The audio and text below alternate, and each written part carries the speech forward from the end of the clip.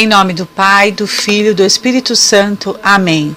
Doutrina católica, tradição e magistério. Meditação. O bom pastor que toca profundamente a carne do homem. Não somente deveríamos prestar muita atenção ao aviso de Nosso Senhor, por causa da facilidade com que a fé de uma pessoa pode ser corrompida por pastores em pele de cordeiro, mas deveríamos também encontrar motivação no fato de que o perigo prevalece hoje em dia mais do que era na virada do século, há 100 anos atrás, quando o Papa São Pio X sentiu a necessidade de escrever: os partidários do erro não devem ser procurados apenas entre os que são abertamente inimigos da Igreja, mas em seu próprio seio, e estes são mais nocivos por atuarem às escondidas. A Igreja não tem inimigos piores, pois eles colocam em operação seus desígnios para a destruição dela não pelo lado de fora, mas pelo de dentro. Assim o perigo está presente quase nas próprias veias e no coração da Igreja, e o dano é mais certo pelo próprio fato de que o conhecimento que eles têm dela é mais íntimo. Eles tomam o encargo de professores nos seminários e universidades e gradualmente fazem deles e delas cadeiras de pestilência. Finaliza o Papa. Ora, se é admirável o pastor que sabe carregar aos ombros com ternura a ovelha perdida, o que dizer paradoxalmente do pastor que abandona suas ovelhas fiéis para ir buscar ao longe um lobo disfarçado de ovelha, carregando docilmente o lobo aos ombros, abrindo ele mesmo as portas do redil e com as suas próprias mãos pastorais colocar o lobo voraz entre as ovelhas? A doutrina de Nosso Senhor Jesus Cristo está cheia de verdades aparentemente antagônicas que, entretanto, examinadas com atenção, longe de reciprocamente se desmentirem, reciprocamente se completam, formando uma harmonia verdadeiramente maravilhosa. Tal é o caso, por exemplo, da aparente contradição entre a justiça e a bondade divinas. Deus é ao mesmo tempo infinitamente justo e infinitamente misericordioso. Mas apresenta um Deus que não castiga a um Deus que pede para não julgar. Sempre que, para compreendermos bem uma dessas perfeições, fechamos os olhos a outra perfeição, atributo divino, teremos caído em grave erro. E encobre uma verdade: Deus não pode fazer com que o homem peque. Portanto, ao que peca, Deus tem que castigá-lo de alguma forma para que saia do seu pecado, para que viva sem pecado. É preciso uma justiça divina que castigue o pecador.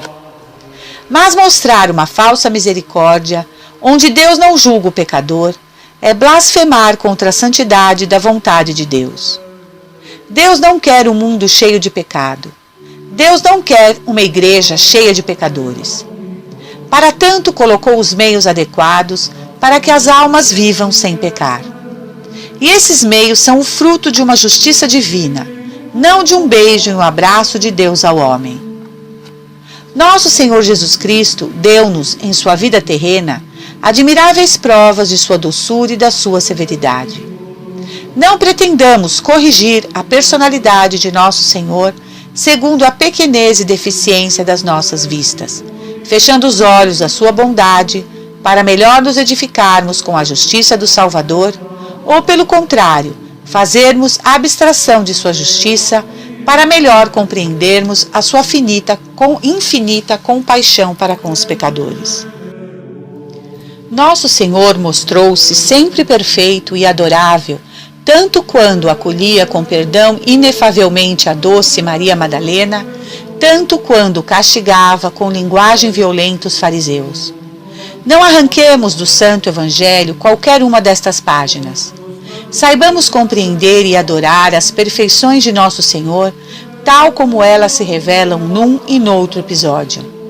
E compreendamos, enfim, que a imitação de Nosso Senhor Jesus Cristo por nós só será perfeita no dia em que soubermos não apenas perdoar, consolar e afagar, mas ainda no dia em que soubermos flagelar, incomodar, denunciar, fulminar, desarmar, como fez nosso Senhor. Há muitos católicos que consideram os episódios do Evangelho em que aparece o santo furor do Messias, contra a ignomínia e a perfídia dos fariseus, como coisas indignas de imitação. É ao menos o que se entende do modo como eles consideram o apostolado. Falam sempre em doçura, misericórdia e procuram só imitar essa virtude de nosso Senhor. Que Deus os abençoe por isso. Mas, por que não procuram eles imitar também as demais virtudes de nosso Senhor? Muito frequentemente, quando se propõe em matéria de apostolado um ato de energia qualquer, a resposta invariável é a de ser preciso proceder com muita brandura, a fim de não afastar ainda mais os transviados. Poder-se-á sustentar que os atos de energia, de retidão e firmeza, têm sempre o invariável efeito de afastar ainda mais os transviados? Poder-se-ia sustentar que nosso Senhor, quando dirigiu aos fariseus as suas invictas candescentes, fê-lo com a intenção de afastar ainda mais aqueles transviados? Ou por um pensamento absurdo, devemos supor que nosso Senhor não sabia, ou não se preocupava ou importava com o efeito catastrófico que suas palavras causariam aos fariseus? Quem ousaria admitir tal blasfêmia contra a sabedoria encarnada, que é nosso Senhor Jesus Cristo? Deus nos livre de preconizar o uso de severidade e de processos violentos como único remédio para as almas. Mas Deus nos livre também, e entretanto, de não prescrever tais remédios austeros e salutares dos nossos processos de apostolado. Há circunstâncias em que se deve ser prudentemente suave e circunstâncias em que se deve ser sabiamente austero. Ser suave quando as circunstâncias exigem severidade, ou ser violento quando as circunstâncias exigem suavidade, há nisso sempre um erro grave. Para que se compreenda melhor que a imitação perfeita de Jesus Cristo não consiste apenas na doçura e na suavidade, mas também na retidão e austeridade, cito uma frase de um grande santo e doutor de igreja, São Francisco de Sales, ensinada em seu livro Filoteia. Diz o suave santo: os inimigos declarados de Deus e da igreja devem ser difamados tanto quanto se possa, desde que se não falte a verdade, sendo obra de caridade gritar: eis o lobo, quando está entre o rebanho, ou em qualquer onde seja encontrado. Fonte São Francisco de Sales, livro Filoteia, capítulo 20, parte 2. Lembrando que um santo é aquele que a Igreja declarou, com autoridade infalível, ser o imitador perfeito e exemplar de nosso Senhor, devemos, portanto, amar o pecador, mas ter ódio ao pecado. E amar o pecador não significa concordar ou se omitir com seu pecado, mas sim, por verdadeiro amor e verdadeira caridade, exortá-lo a abandonar o pecado por amor a Deus e pela salvação de sua alma. Então, repito, Deus nos livre de nos omitirmos, de não prescrever tais remédios austeros, salutares e necessários dos nossos processos de apostolado. Devemos sim odiar o pecado, odiar a heresia, mas tudo unicamente por amor a Cristo e a sua Santa Igreja. Pois, como disse São Bernardo, todo herege é ovelha na lã, raposa nas entranhas, lobo nas obras. Nos alerta também para o perigo do falso pastor e do aparecimento das heresias Santo Ambrósio, no ano de 1846, dizendo: meus filhos, saibam que os últimos dias estão chegando, e como disse o apóstolo, eles serão pobres em piedade, e heresias e cismas irão aparecer nas igrejas. E como disseram os santos padres, não haverá nos tronos dos mosteiros hierarcas que não sofrerão testes e tentações na vida espiritual. Portanto, heresias irão se espalhar e enganar a muitos.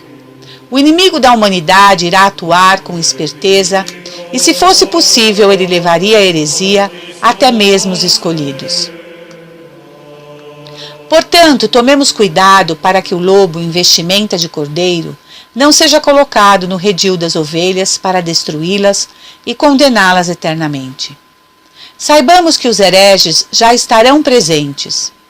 Também fiquemos atentos, pois eles irão esconder suas más inclinações ou poderão deformar a fé divina secretamente, de forma sutil e quase imperceptível, para que tenham sucesso ao ludibriar e enganar os mais simples.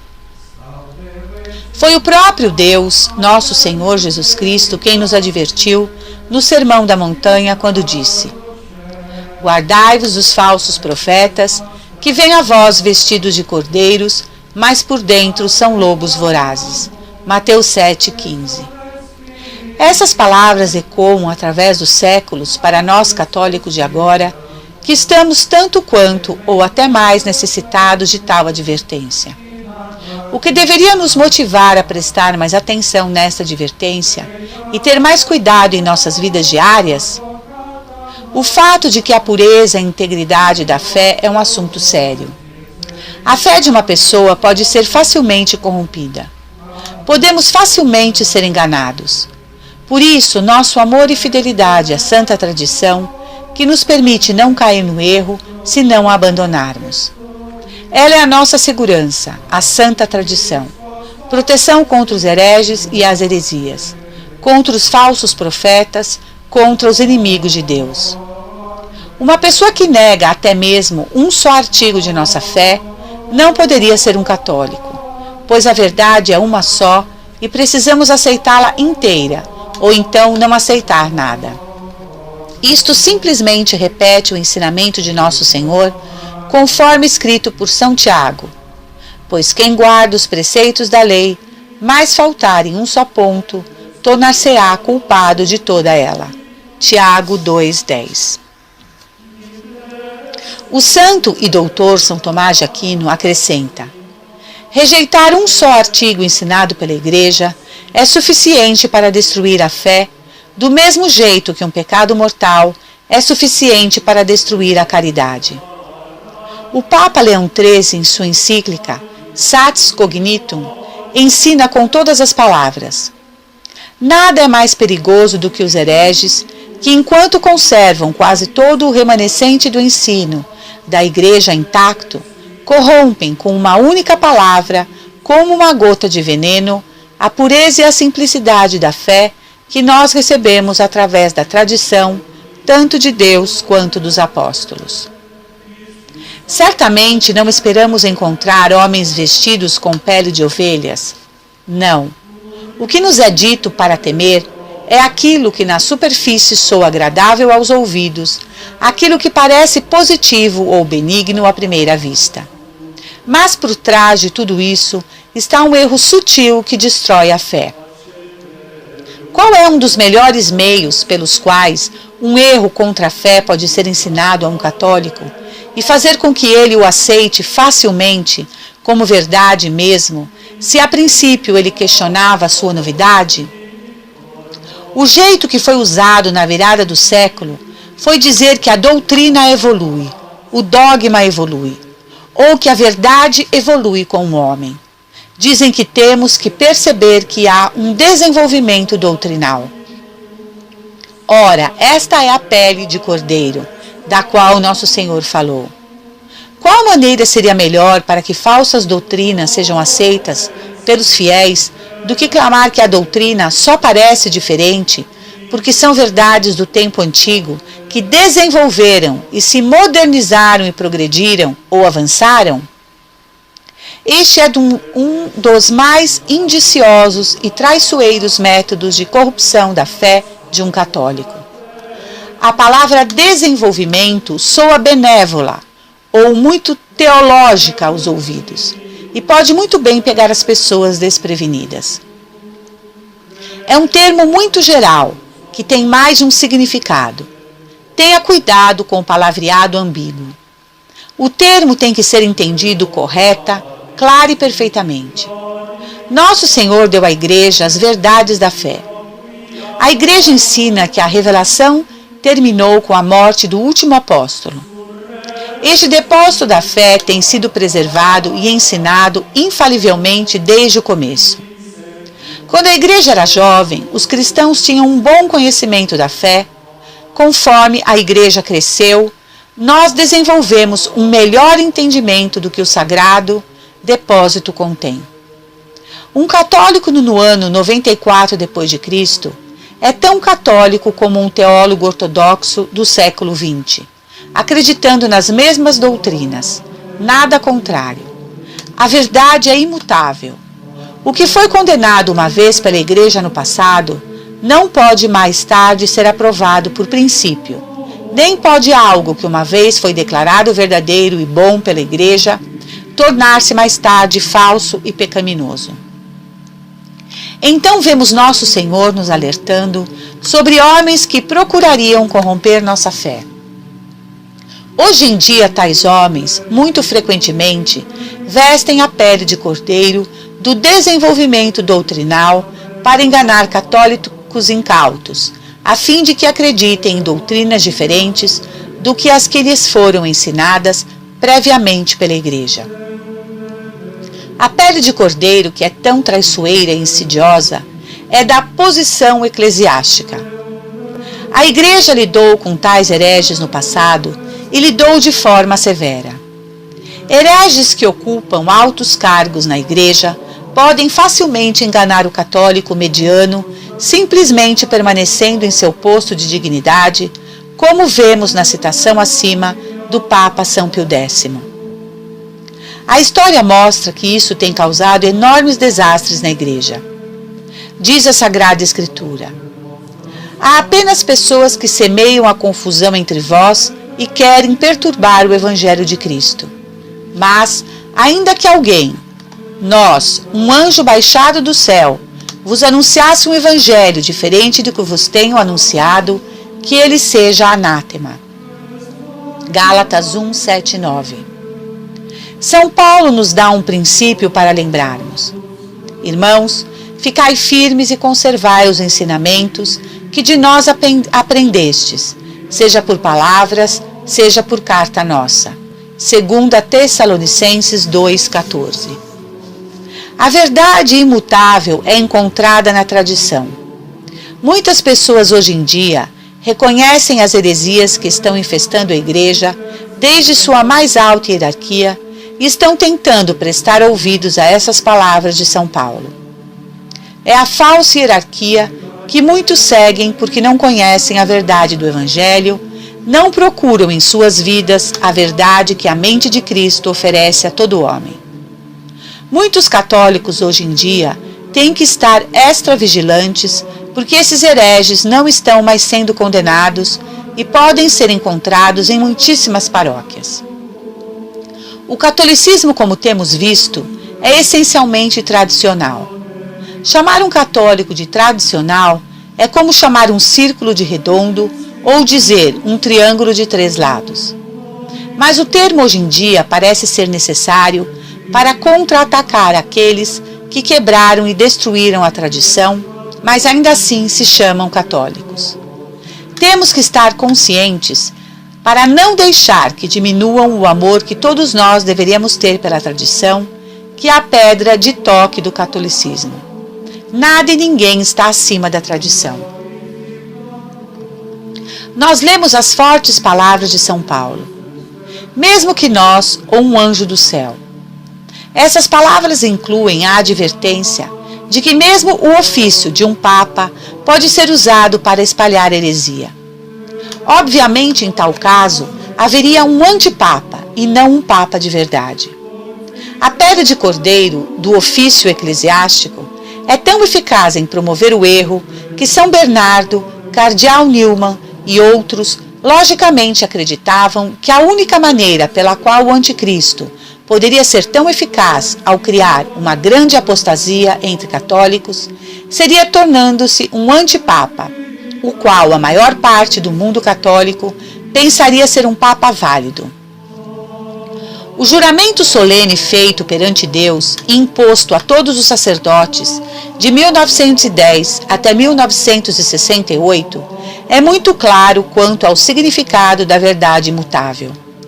Diz o juramento: eu aceito sinceramente a doutrina da fé transmitida pelos apóstolos através dos pais ortodoxos, sempre com o mesmo sentido e interpretação, mesmo para nós, e dessa forma rejeito a invenção herege da evolução dos dogmas, passando de um significado para outro diferente daquele que a Igreja tinha no princípio.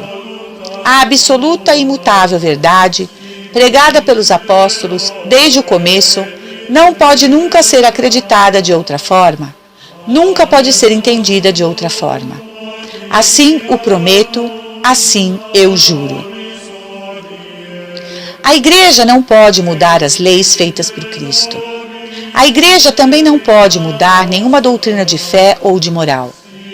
A Igreja, definindo, quer dizer, proclamando certas verdades, artigos de fé, não faz novas doutrinas, mas simplesmente ensina de maneira mais clara e com maior esforço verdades que sempre foram acreditadas e mantidas pela mesma. Diz o padre Frederic William Faber: a deslealdade suprema para com Deus é a heresia. É o pecado dos pecados, a mais repugnante das coisas que Deus reprova neste mundo enfermo. No entanto, quão pouco entendemos de sua odiosidade excessiva. É a poluição da verdade de Deus o que é a pior de todas as impurezas.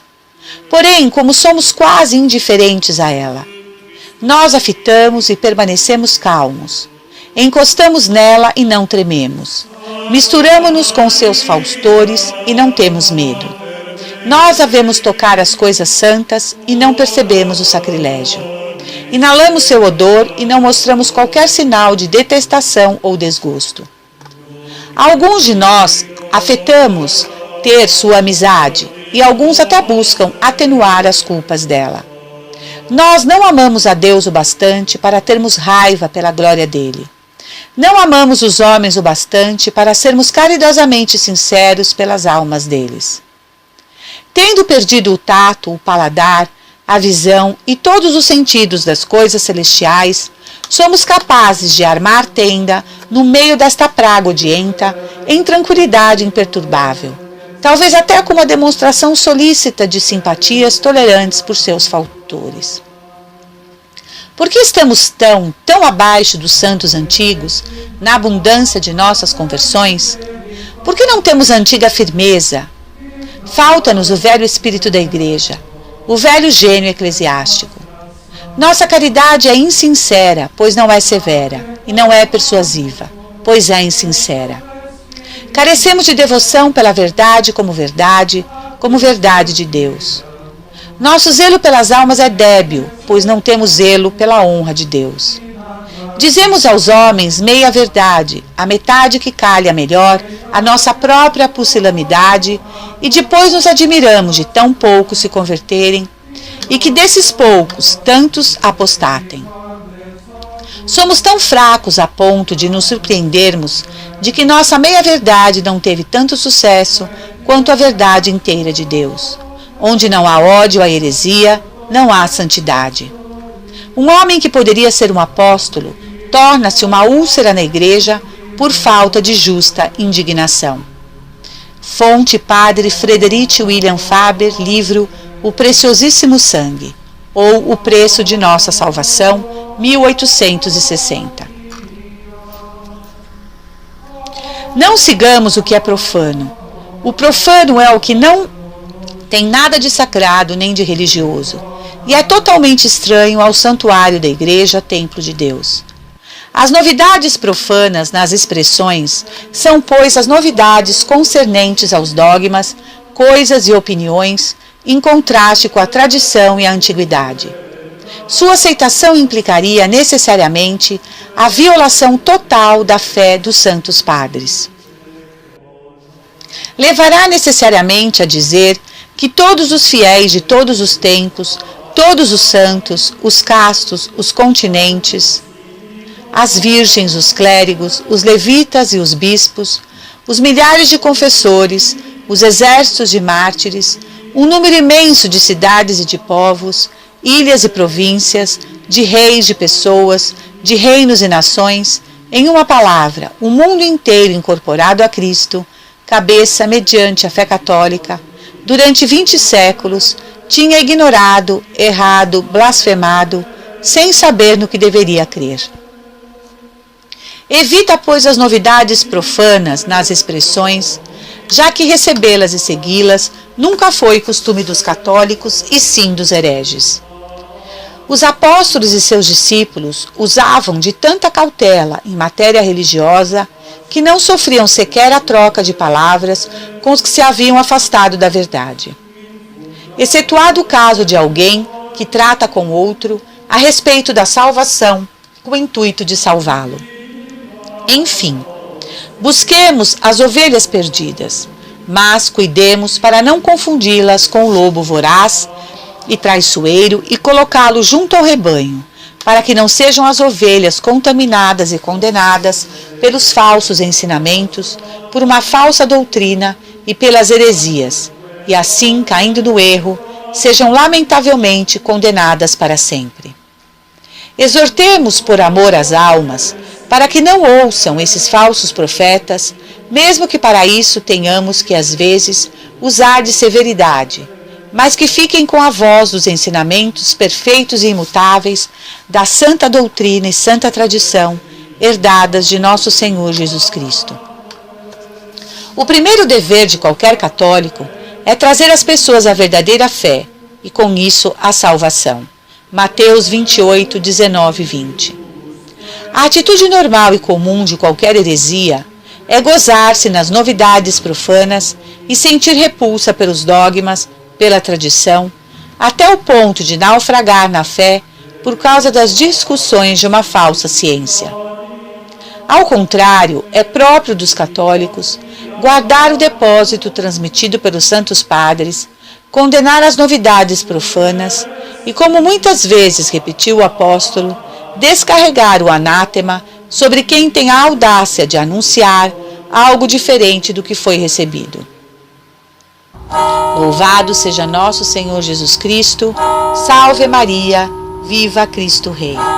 Senhor, dai-nos a fortaleza dos mártires. Em nome do Pai, do Filho e do Espírito Santo.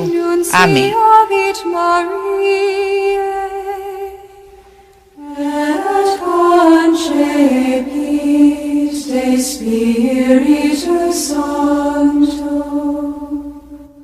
Ave Maria, gratia plena Dominus tecum, benedicta tu in mulieribus, et benedictus fructus ventris tui, Iesus. Santa Maria,